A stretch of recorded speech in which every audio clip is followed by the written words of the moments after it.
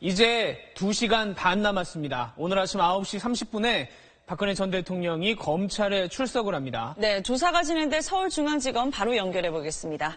전병남 기자. 네, 서울중앙지검에 나와 있습니다. 네, 지금 보니까 날이 밝아지면서 뒤에 취재진들도 아주 분주한 모습인데요. 분위기는 어떻습니까? 네, 지금 박근혜 전 대통령 출석까지 이제 2시간 반 남았죠.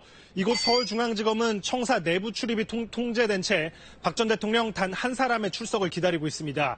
검찰이 따로 나눠준 비표가 없이는 오늘 청사 안에 들어올 수 없습니다. 그만큼 보안에 신경을 쓰는 분위기입니다. 박 전 대통령 조사가 청사 몇 층에서 이뤄질지도 검찰은 확인을 거부하고 있습니다. 박 전 대통령 측 변호인단은 박 전 대통령이 오늘 검찰에 출석하면서 준비한 입장을 내놓을 것이라고 말을 했는데요. 아직 박 전 대통령이 탄핵 이후에 이번 사태에 대한 자신의 입장을 분명하게 밝힌 적이 없지 않습니까?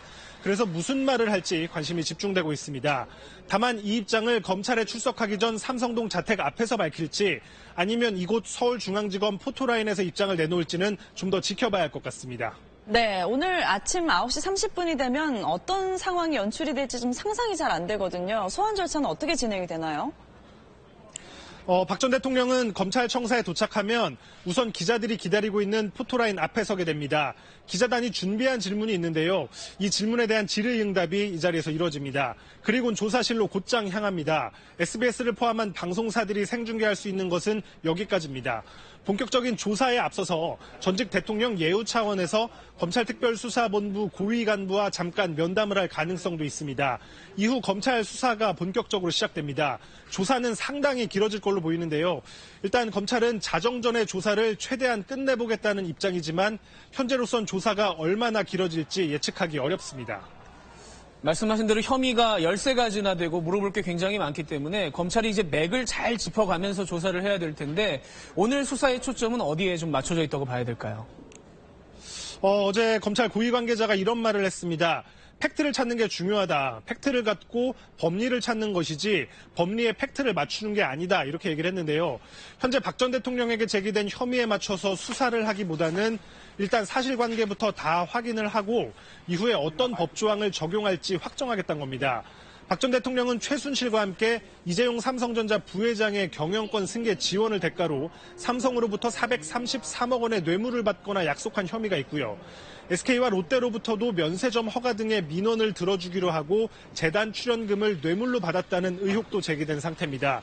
검찰이 현재 마련한 질문만 해도 수백 개에 달하고 준비한 질문지만 200쪽이 넘는 걸로 알려져 있습니다.